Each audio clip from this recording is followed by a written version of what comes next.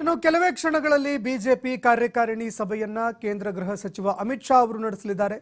ಮೊದಲಿಗೆ ರಾಜ್ಯ ನಾಯಕರ ಜೊತೆಯಲ್ಲಿ ಅಮಿತ್ ಶಾ ಅವರು ಮೀಟಿಂಗ್ ನಡೆಸಲಿದ್ದಾರೆ. ಲೋಕಸಭೆ ಚುನಾವಣೆಗೆ ಸಂಬಂಧಪಟ್ಟಂತೆ ಮೊದಲ ರಾಜ್ಯ ನಾಯಕರ ಜೊತೆಯಲ್ಲಿ ಅಮಿತ್ ಶಾ ಅವರ ಮೀಟಿಂಗ್ ನಡೆಯುತ್ತೆ.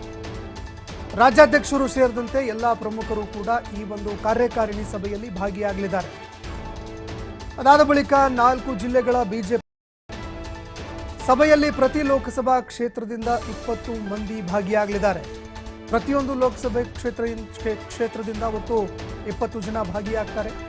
ಹಳೆ ಮೈಸೂರು ಭಾಗವನ್ನ ಗುರಿಯಾಗಿಸಿಕೊಂಡು ಈ ಸಭೆ ನಡೆಸಲಾಗ್ತಾ ಇದೆ. ಹಾಸನ, ಮಂಡ್ಯ, ಮೈಸೂರು, ಕೊಡಗು ಈ 4 ಕ್ಷೇತ್ರಗಳು ಕೂಡ ಬಿಜೆಪಿಗೆ ಸುಲಭವಾಗಿರುವಂತಹ ಗೆಲುವು ದಕ್ಕುವಂತಹ ಸಾಧ್ಯತೆ ಇದೆ.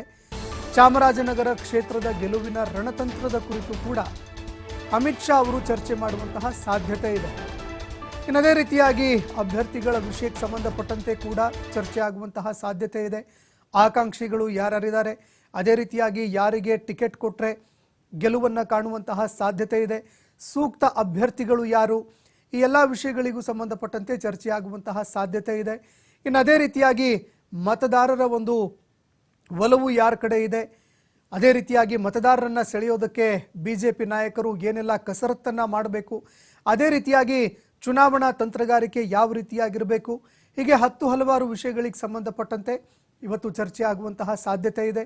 ಇನ್ನು ಲೋಕಸಭೆ ಚುನಾವಣೆ ಎದುರಿಗೆ ಬರ್ತಾ ಇರುವಂತಹ ಸಂದರ್ಭದಲ್ಲಿ ಕೇಂದ್ರ ಗೃಹ ಸಚಿವ ಅಮಿತ್ ಶಾ ಚುನಾವಣಾ ಚಾಣಕ್ಯ ಅಂತ ಕೂಡ ಕರೆಸಿಕೊಳ್ತಾರೆ.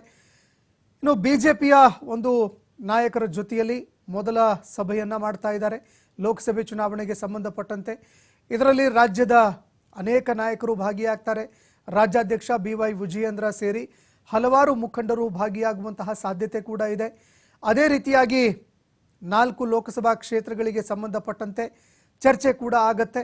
20 ಜನ ಇದು ಒಂದು ಸಭೆಯಲ್ಲಿ ಭಾಗಿಯಾಗುವಂತಹ ಸಾಧ್ಯತೆ ಕೂಡ ಇದೆ. ಇದೇ ಸಂದರ್ಭದಲ್ಲಿ ಅಮಿತ್ ಶಾ ಅವರು ಲೋಕಸಭೆ ಚುನಾವಣೆಗೆ ಸಂಬಂಧಪಟ್ಟಂತೆ ಅಭ್ಯರ್ಥಿಗಳಿಗೆ ಸಂಬಂಧಪಟ್ಟಂತೆ ಕೂಡ ಮಾಹಿತಿಯನ್ನು ಪಡೆದುಕೊಳ್ತಾರೆ.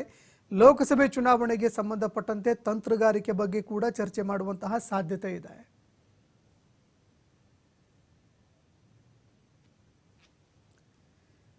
ಇನ್ನು ಅಮಿತ್ ಶಾ ಅವರು ಇನ್ಯಾವ ವಿಷಯಗಳಿಗೆ ಸಂಬಂಧಪಟ್ಟಂತೆ ಚರ್ಚೆ ಮಾಡ್ತಾರೆ ಅನ್ನುವಂಥದ್ದನ್ನ ಕಾದು ನೋಡಬೇಕಾಗತ್ತೆ. ಹಳೆ ಮೈಸೂರು ಭಾಗವನ್ನ ಪ್ರಮುಖವಾಗಿ ಟಾರ್ಗೆಟ್ ಮಾಡಲಾಗ್ತಾ ಇದೆ.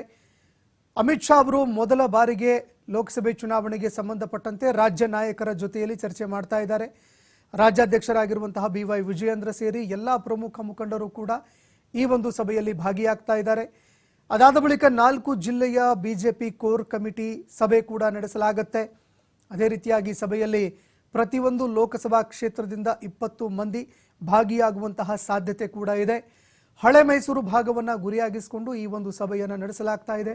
ಹಳೆ ಮೈಸೂರು ಭಾಗದಲ್ಲಿ ಮತಗಳನ್ನು ಸೆಳೆಯೋದಕ್ಕೆ ಏನೆಲ್ಲ ಮಾಡಬೇಕು, ಅದೇ ರೀತಿಯಾಗಿ ಅಭ್ಯರ್ಥಿಗಳ ಆಯ್ಕೆ ಯಾವ ರೀತಿಯಾಗಿರಬೇಕು, ಯಾರನ್ನು ನಿಲ್ಲಿಸಿದರೆ ಗೆಲ್ಲುವಂತಹ ಸಾಧ್ಯತೆಗಳು ಹೆಚ್ಚಾಗಿದ್ದಾವೆ, ಆ ಎಲ್ಲ ವಿಷಯಗಳಿಗೆ ಸಂಬಂಧಪಟ್ಟಂತೆ ಇವತ್ತು ಚರ್ಚೆ